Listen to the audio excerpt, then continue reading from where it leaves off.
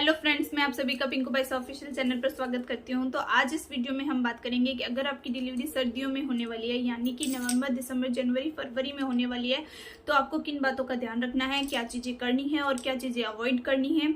इन सब बातों के बारे में इस वीडियो में हम डिस्कस करेंगे, इसलिए वीडियो को एंड तक जरूर देखें और चैनल को सब्सक्राइब जरूर कर लीजिए। क्योंकि देखिए फ्रेंड्स, अगर डिलीवरी के बाद में आप कोई भी छोटी बड़ी गलती करते हैं तो इसका सीधा असर जो है आपकी हेल्थ पर पड़ता है, और आप अपने बच्चे को फिट करवाते हैं तो जिससे बच्चे की हेल्थ पर भी असर होता है। इसलिए आपको कुछ खास बातों का ध्यान रखना ही होगा। आइए इससे पहले हम देखते हैं कि अगर आपकी डिलीवरी सर्दियों में होने वाली है तो उससे 1-2 मंथ पहले आपको किन बातों का ध्यान रखना है। फर्स्ट है कि बाय चांस आपको जो है एंडिंग मंथ तक भी आपका वजन नहीं बढ़ पाया, आपके बच्चे का वजन नहीं बढ़ पाया है, तो आपको पूरी कोशिश करनी है कि इस टाइम पे अपनी अच्छी डाइट लेकर के आप अपना और अपनी बेबी का वजन बढ़ा सकें। वैसे तो आपको अच्छी डाइट पूरी प्रेगनेंसी में ही लेनी है, लेकिन फिर भी किन कारणों की वजह से अगर आपका वजन नहीं बढ़ पाया, आपके बच्चे का वजन नहीं बढ़ पाया, तो पूरी कोशिश कीजिए कि अपनी डाइट में हरी सब्जियां, फल, फ्रूट, ड्राई फ्रूट लीजिए, दूध, दही लीजिए, जो है हेल्थी डाइट लीजिए, दालें लीजिए, जिससे आपका वजन जो है वो जल्दी बढ़ जाए, आपके बेबी का वजन बढ़ जाए। क्योंकि देखिए फ्रेंड, ठंड का मौसम है और बच्चे की इम्यूनिटी वैसे ही कम होती है। अगर आपका बच्चा का वजन कम होगा, वो हेल्थी नहीं होगा, तो उसकी केयर करनी इस टाइम पे आपके लिए बहुत मुश्किल हो जाएगा। इसीलिए आप कोशिश कीजिए कि आपका वजन, आपके बेबी का वजन डिलीवरी तक बढ़ जाए, जिससे आपको एक हेल्थी बच्चा हो, जिससे आप उसकी केयर जो है वो अच्छे से कर पाएँ। सेकंड है कि अगर आपको डिलीवरी टाइम तक भी, एंडिंग मंथ तक भी आपका जो है वो हीमोग्लोबिन नहीं बढ़ा है, आपका खून जो है 11 पॉइंट से भी कम है, 7, 8, 9 ही है, तो आपको कोशिश करनी है कि आपका खून डिलीवरी होने तक बढ़ जाए। इसके लिए आपको डॉक्टर की द्वारा दी हुई सप्लीमेंट्स तो जरूर लेनी ही है। इसके अलावा आप जो है गाजर और चुकंदर का जूस ले सकते हैं। गाजर लीजिए, चुकंदर लीजिए, टमाटर लीजिए, अनार लीजिए, अंजीर लीजिए। इन सब चीज़ों का यूज़ करेंगे तो आपका खून जो है वो डिलीवरी तक डेफिनेटली बढ़ जाएगा। थर्ड है कि अगर आपको डिलीवरी होनी है तो डिलीवरी टाइम अगर आपका पास में आ गया है और आपको बीपी, शुगर जैसी प्रॉब्लम है, तो आपको इस चीज़ का ध्यान रखना है कि डिलीवरी टाइम के पास आने तक आपको अपनी बीपी, शुगर, इन सब चीज़ों को कंट्रोल रखना है। क्योंकि अगर ये कंट्रोल नहीं रहेगी तो आपको डिलीवरी होने में प्रॉब्लम आ सकती है, प्रॉब्लम का सामना करना पड़ सकता है। फोर्थ है कि डिलीवरी टाइम पास आने तक आपको जो है अपने आप को एक्टिव रखना है, डेली वॉक करनी है। इसके अलावा अपने डॉक्टर के द्वारा कंसल्ट की हुई एक्सरसाइज करनी है, क्योंकि एक्सरसाइज जो है वो आपको नॉर्मल डिलीवरी में बहुत हेल्पफुल रहती है। एक्सरसाइज से जो है आपकी मसल्स मजबूत हो जाती है, जिससे आपको नॉर्मल डिलीवरी के चांसेस बढ़ जाते हैं। इसलिए एक्सरसाइज जरूर करनी है। अब फ्रेंड देखते हैं कि डिलीवरी अगर सर्दियों में हो रही है तो डिलीवरी के बाद में हमें किन चीज़ों का ध्यान रखना है।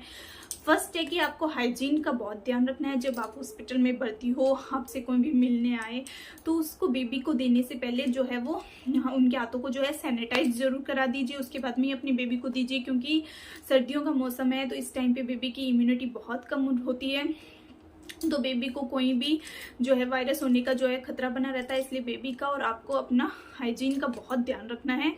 सेकंड है कि आपको जो है डिलीवरी के बाद में रेस्ट करना है, और इस टाइम पे आपको कोई काम करना नहीं है, अपने से खुद से कोई काम नहीं करना है। अगर आपको कोई काम हो तो आप अपनी फैमिली मेम्बर की हेल्प लीजिए। एटलीस्ट 40 दिन तक तो आपको पूरा रेस्ट करना ही है। अगर आप इस टाइम पे रेस्ट नहीं करेंगे तो आपको बाद में कमर दर्द, सिर दर्द जैसे प्रॉब्लम का सामना करना पड़ सकता है। इसलिए पूरा रेस्ट लीजिए इस टाइम पे। थर्ड है कि अगर आपकी डिलीवरी सर्दियों में होने वाली है तो ठंड से बचने के लिए हॉस्पिटल बैग में जो है अपनी ठंड से बचने के लिए अपनी स्वेटर वगैरह सब सामान ले लीजिए। इसके अलावा अपने बच्चे के लिए जो है वो सामान लीजिए। ठंड से बचने का पूरा ध्यान रखिए। फोर्थ है कि आपकी रिकवरी जल्दी हो जाए, तो डिलीवरी के बाद में आपको क्या डाइट लेनी है, क्या नहीं, अगर आपको पता नहीं है तो अपने डॉक्टर से जरूर कंसल्ट कर लीजिए। क्योंकि डिलीवरी के बाद में जो है आपको लाइट वेट खाना ही खाना होता है, गैस वाली चीज़ों से बचिए। इसके अलावा डिलीवरी के बाद में आप दलिया ले सकते हैं, खिचड़ी ले सकते हैं, हरी सब्जियों को उबाल कर खा सकते हैं, फ्रूट्स ले सकते हैं। फ्रूट में भी जैसे पपीता, चीकू, ये फ्रूट यूज़ कर सकते हैं। खट्टे फल से बचना है आपको, खट्टे फल नहीं खाने, दूध ले सकते हैं। इन सब चीज़ों को आप यूज़ कर सकते हैं। इसके अलावा जो है वो घी ले सकते हैं आप, लेकिन आपको इन चीज़ का ध्यान रखना है कि अगर आपका सी सेक्शन हुआ है तो 25-20 दिन तक आपको घी नहीं खाना है। उसके बाद में आप घी खा सकते हैं, घी के लड्डू ले सकते हैं। और अगर नॉर्मल डिलीवरी हुई है तो 10 दिन के बाद में आप घी के लड्डू ले सकते हैं। इन सब चीज़ों का अगर ध्यान रखेंगे तो आपकी हेल्थ जो है वो, आपकी रिकवरी जो है वो जल्दी ठीक हो जाएगी।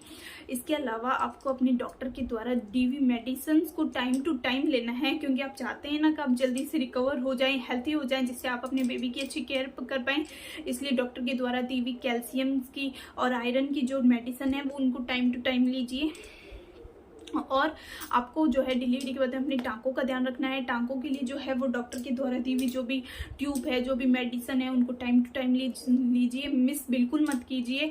इसके अलावा अगर आपको अपनी टांकों में पस देखने को मिले, कोई भी रेडनेस देखने को मिले, स्वेलिंग देखने को मिले, तो तुरंत जो है वो डॉक्टर को दिखाना है, उसमें कोई भी वेट नहीं करना है।